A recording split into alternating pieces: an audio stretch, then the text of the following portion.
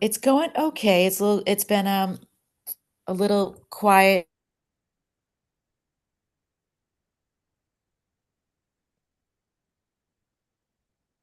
Um, it's going okay. It's been a little quiet. Yeah, you're breaking up pretty bad. I heard you say it's going okay, but it's been a little quiet, and I didn't hear anything else.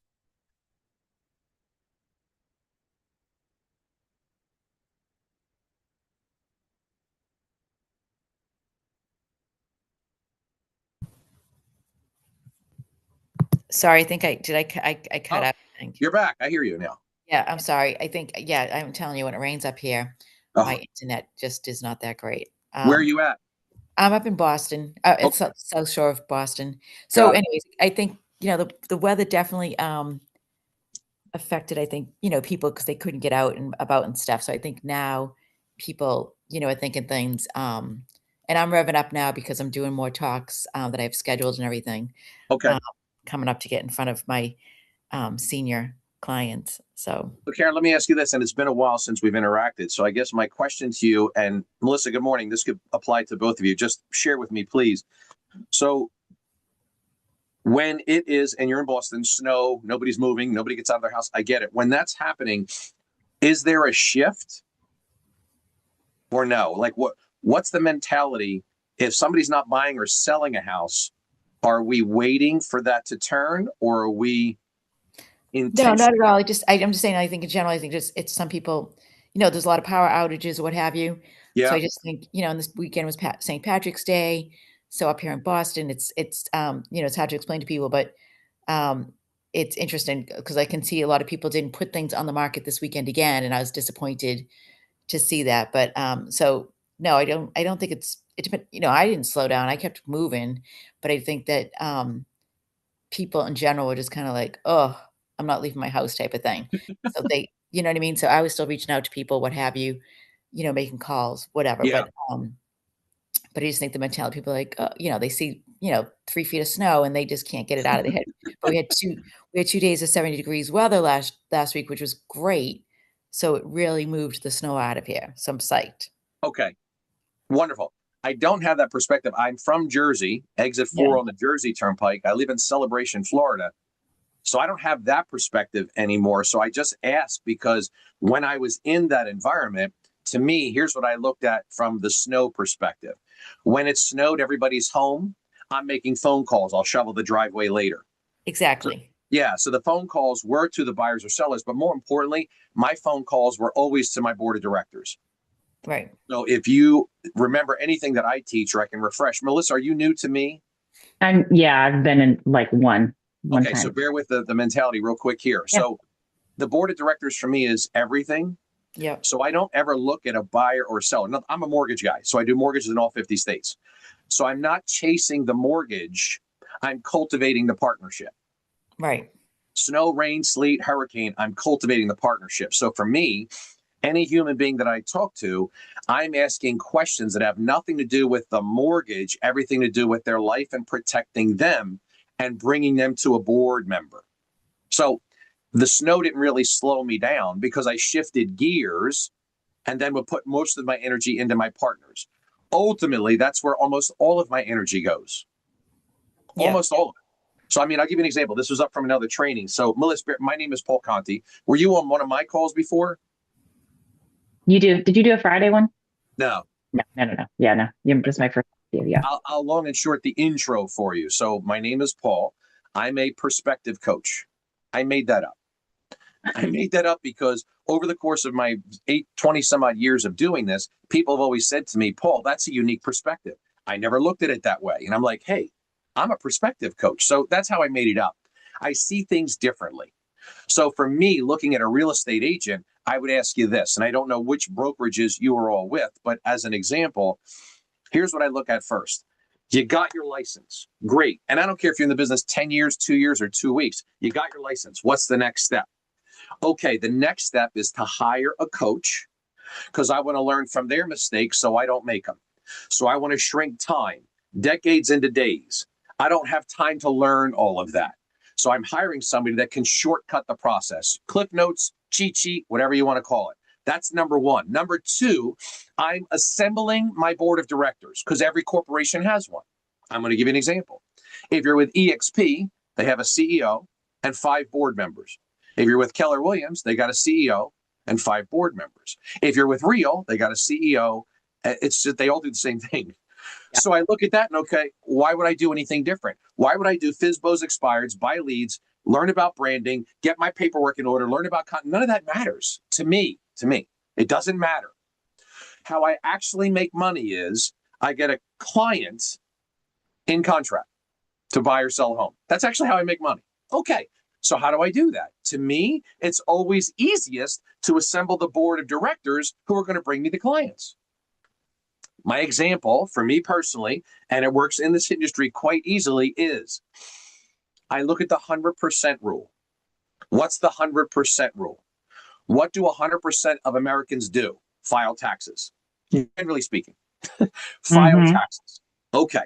So if everybody I know files taxes, not everybody I know is going to buy or sell a house.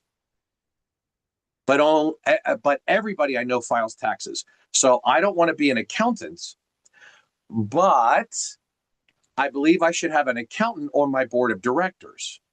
Mm-hmm. So, Melissa, I don't know anything about your background, your business, how long you're in the industry. Share with me a brief little snippet before I continue on so I can maybe cater a little bit to help you. Yeah. So I've been in real estate since 98. I ran, I You know. look fantastic. I've been in since 97, but I don't think it's good for you. Thank you. Yeah. Almost 51. I ran like office for top producing agents. So I grew up in Washington State, Seattle area, really East Side, right? So think Bill Gates, like luxury, worked kind of that market, ran, ran alongside one of the luxury agents there. Moved to Texas 13 years ago. Did the same thing, ran an office for a top producing team in the Woodlands area, so north of Houston. And then I started a transaction management company. Oh, good for you. 2017, thank you. And I just merged that. So I've held my license that whole time. I've always done a few deals here and there. Decided this last year that I was kind of tired of managing people and wanted to just love on clients and sell homes more. Okay. More regularly. So are the businesses on the side burner and real estate is the front? I actually merged my TC company with another company so that I could get totally out of day-to-day management. So I am like January 1st, I like hit the ground running for me. So, and the senior, thank you. I'm really excited about it. The senior niche is like important to me. My parents, I relocated them from Washington here 7 years ago. And they're in their 80s doing really well on their own. I put them in a reverse mortgage situation because it was great for them to be like that, let them be financially stable. So I kind of understand, the need to find all the different solutions for this whole market. So that's what I'm focused on. So you said senior niche, you're putting your energy into the senior space. It touches a heart, pulls on a string. I got it. Yep. Okay. Yep. So some of the things that I'll share with you have nothing to do with seniors and everything to do with seniors. And it's a little weird, but you'll see exactly what I mean. So as an example, you say senior niche. Here's my thought process. And again, recognize something. Never means I'm right. It's just my perspective. And if it makes sense to you, then you apply it. If it doesn't, you don't come back. It's really simple, right? So I don't believe that anybody can niche up or niche down. I believe that you are the niche. And when you invest in you, like an actor or an actress, can play any role. But if we put our energy into one niche, we're actually saying we don't want the other one. And that's a problem. So you mean to tell me if somebody wanted to buy a first-time home? Oh, yeah, no, I'm not. I'm for sure, like, general focus for sure. I just am also like starting a seniors group and kind of pouring more into that. I get what you're saying. I appreciate that. My point is, the law of attraction kind of thing, the joke, if you believe it or don't believe it, that's not necessarily my point here. But the thought process is, if we say that we're only going to work in this space, we're not even allowing the other opportunities to come to us because we don't see them. We don't pay attention to them. So the joke is, and I say this to everybody when I do my coachings, think about the place that you personally go to frequently, whether it's the hairdresser, the food store, the dog park, wherever that is. How many fire hydrants did you pass? Nobody can ever answer the question. right? Not a clue. Right. Not a clue. This red pipe that sticks out of the ground that saves Yeah. lives, we have no idea. We know that they're there. We just have no idea. My Yeah. point is this. We know that they're there, but we're not paying attention because nobody brought it to our attention that it's important. Right. It would be equivalent to saying, I'm looking at this, but I'm passing over that. Yeah. So when I say when you put your energy into you because you are the niche, you start to identify all of the other things that you kind of were overlooking for Yeah. what it's worth. Now, Yeah. I would say to you from January 1st until now, it is tax season right now. Do you have an intimate relationship with your accountant or CPA or tax strategist? I am hiring a new one. So I do not. I do not love the one I have. So no, that's not my go-to person. So they are definitely Okay. on my list of searching for my So you don't have to one search. for my. Yeah, you don't I have to don't have search. a particular one for that board of directors person, no. But I do have You a search. do. You do, but I'm going to show you how you do. And this is Okay. the fire hydrant. It's the fire hydrant. So how many clients have you interacted with from January 1st until now? Clients. Like active clients, 10. 10. Yeah. Just out of curiosity, watch where I'm going. Just out of curiosity, do you believe, based on what I just shared with you, those 10 clients file tax returns? Yes. So then the next obviousness, and it's not obvious until it's brought to your attention. Yeah. Pay attention to the Who do fire you hydrant. know that you love? That's why I said you already have what you think you're looking for. Yeah. Okay. So conceptually, now again, there's two ways to look at this. Here's my thought process. When you have those partners on your board of directors, if you want to get their intention, business from them, you have to get their attention. It works in that order. How do you get their attention? Make them money. Yeah. People don't do business with people they like, know, and trust. That's what the not working world tells you to believe. People do business with someone that makes them money. I will come to know, like, and trust you if you make me money. Much faster than if I went to coffee 3 times with you. That's simple. But I'm going to show you what I mean. Let's assume you have that person, which you do. Here are the 10 people you're speaking with. Here's the way that I would approach them for what it's worth. Melissa, just out of curiosity, and this is out of context, but we're having a conversation for the sake of time. When was the last time you took your completed tax returns to another accountant for a second opinion? You would say never. No, I have not. Yeah. Right. But you're not alone. Over 99% of the population has the same answer. So I'm asking questions I know the answer to. I also know you file tax returns. It's a pretty good assumption. Yeah. So the success rate of my questioning is very high. So then I'll go, Melissa, wait a second. We get a second opinion about men, movies, restaurants, clothing, vacations, but not the money we report to the government. This is nuts. I have a dear friend of mine who will provide a complimentary review of your returns to see if you're sending this government too much money. I'll make the connection for you. All you got to do is call me after you talk to him and tell me how much you loved him, because everybody does. Yeah, that's great. Now I'm calling the accountant. Tony, I got another one for you. I'm going to make the introduction. Let me know how you make out. If you ask 10 people that question, you're going to be amazed at how many people have never gotten a second opinion. Here's the stat. 1.6 accountants. That's how many we'll have in our lifetime. Because we don't leave them, even if they're bad, because we don't know. Mm-hmm. So I use all of that data as leverage to create the reciprocal partnership I'm looking for. Yeah. So as I bring business to the accountant, I teach the accountant how to bring business to me.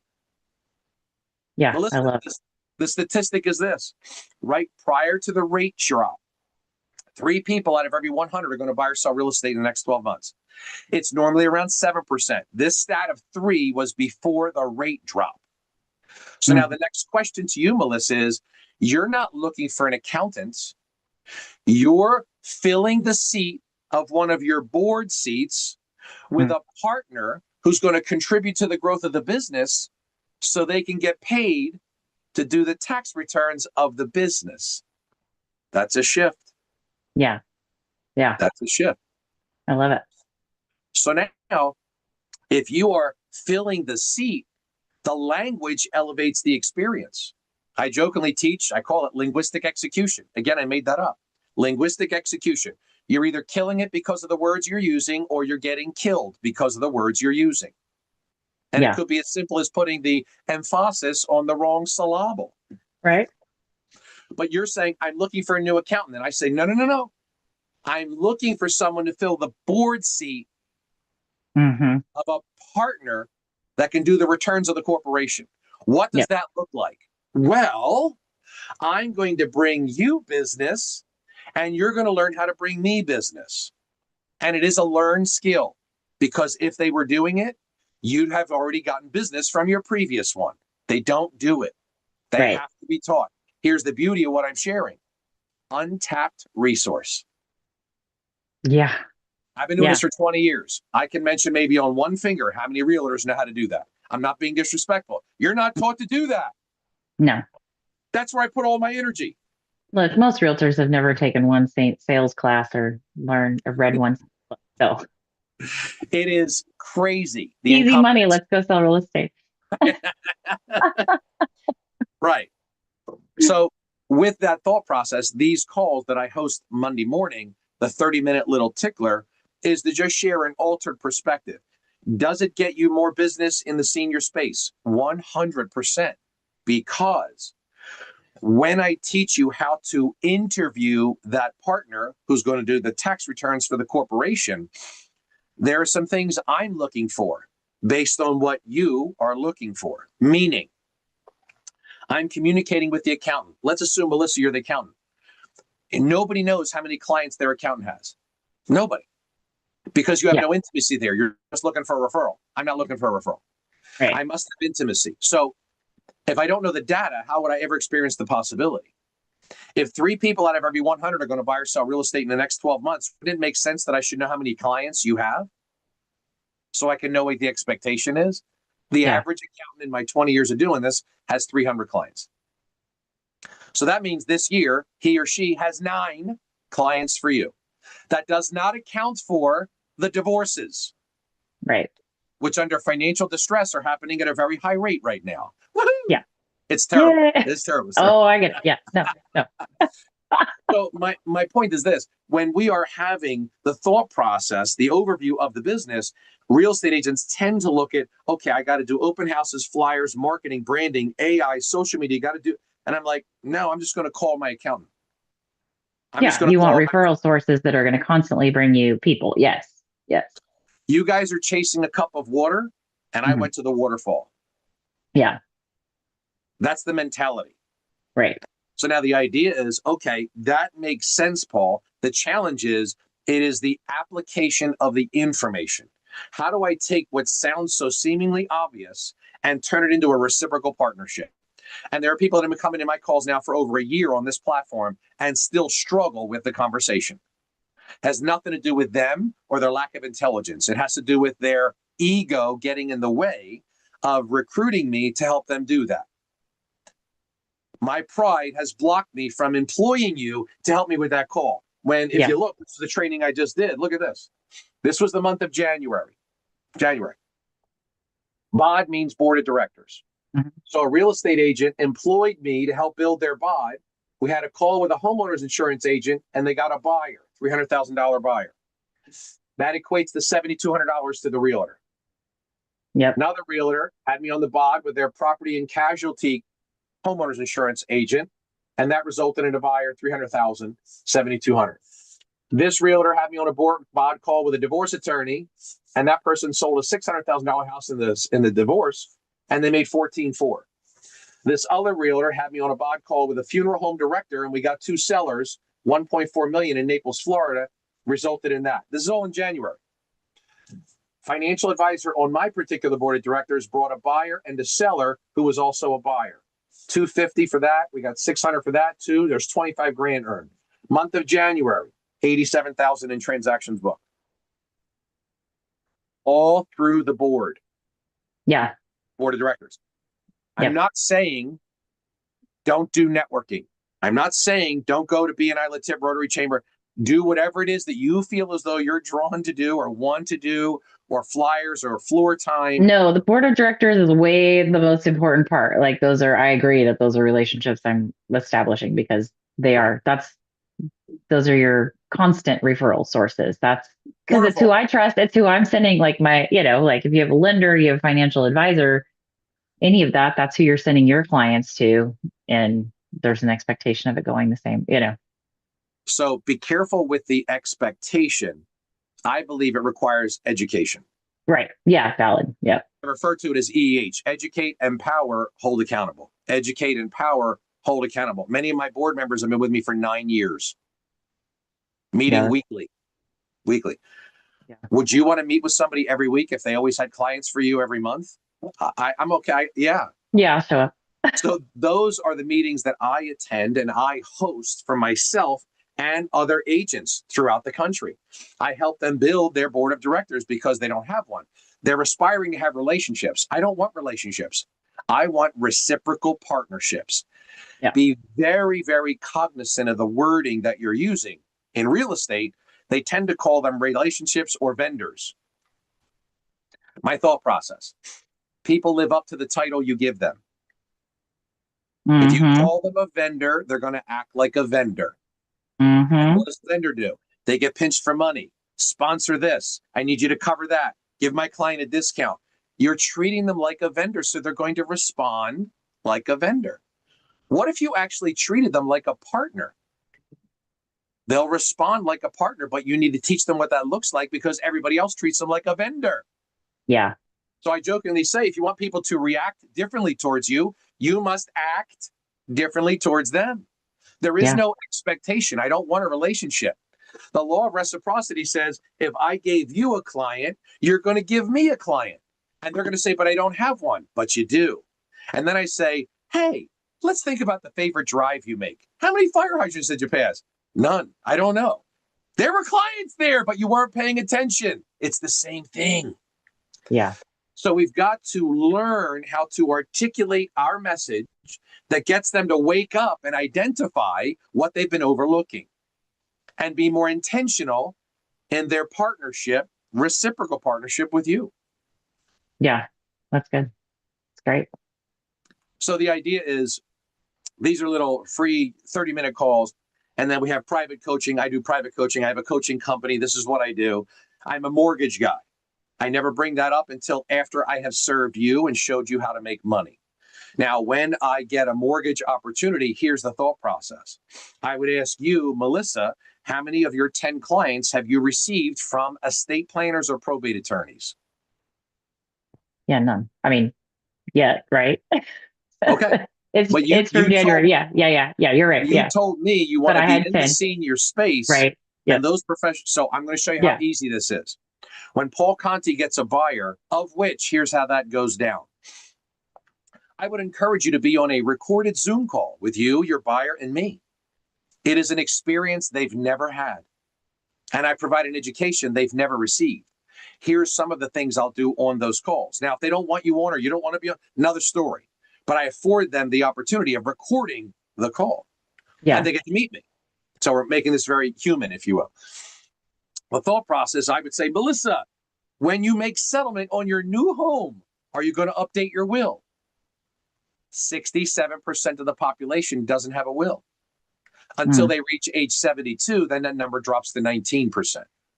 So Melissa would say, no. I say, okay, well, that's the next step.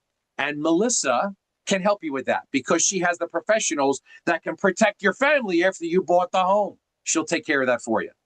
I bring that back to you, not to me. So I'm reporting to you, and we're visually going to see this, but if you're not on the call, I'm reporting that back to you and saying, your client needs an estate planner. Aha. Same leverage with the accountant. Tony, I got another one for you.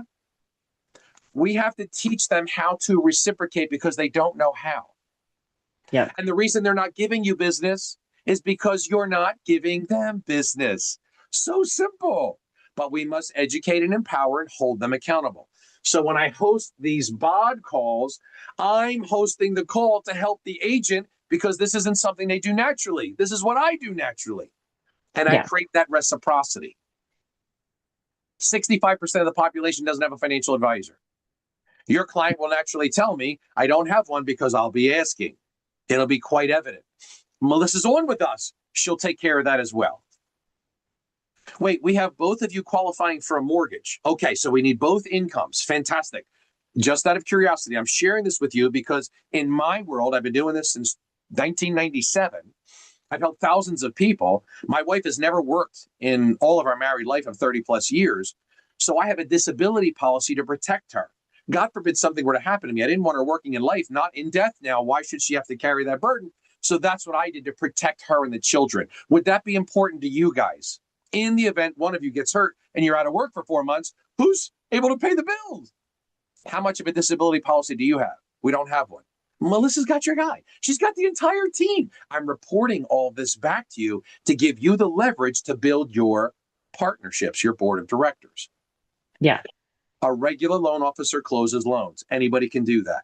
My obligation is to your corporation. Protect your client in a way they've never experienced before while I build your bod. That's awesome. Thoughts, questions? What do you got, Melissa? No, I don't have anything specific right now. I think that's great. I like your approach to it for sure. I mean, that's better than just the better than just the guy that's waiting for the next mortgage referral to come in without giving you any having a reciprocal relationship. Yeah. I'm not permitted that opportunity until I've shown you how to make money. That's my mentality. My hand is never out asking for anything until it is warranted. If I didn't show you how to make money, I don't deserve an opportunity. So that means I lied. But I know how to make realtors money. I know how to make financial advisors money. These are the groups that I'm coaching. This is what I do. So Corey and Felicia, their specialty is in the senior space. My specialty is in communication. Yeah. Creating that reciprocal partnership, the board of directors, if you will. So if all of this made sense and you would like to work together more intimately, take my phone number down. I will not harass you. I'm not coming after you. Don't You're worry good. About that. Yeah. 856 905 7040. Paul Conti. Shoot me a text if you're interested in talking further. Otherwise, every Monday I do these little tickler calls to help people wake up. But the challenge is, again, applying what you're hearing. Yeah. So I will hold your hand. I have a vested interest in your success because I want the buyer. So I will make sure you make money. Yeah, I love it. Well, and you're licensed in 50, right? So you're licensed in 50 states. Yeah. Okay. All 50 states. Melissa, it was a pleasure meeting you. Thank you for interacting this morning. I appreciate it. I'm looking forward to hearing from you. Thank you so much, Paul. Have a great day. All right, honey. You too. Bye-bye.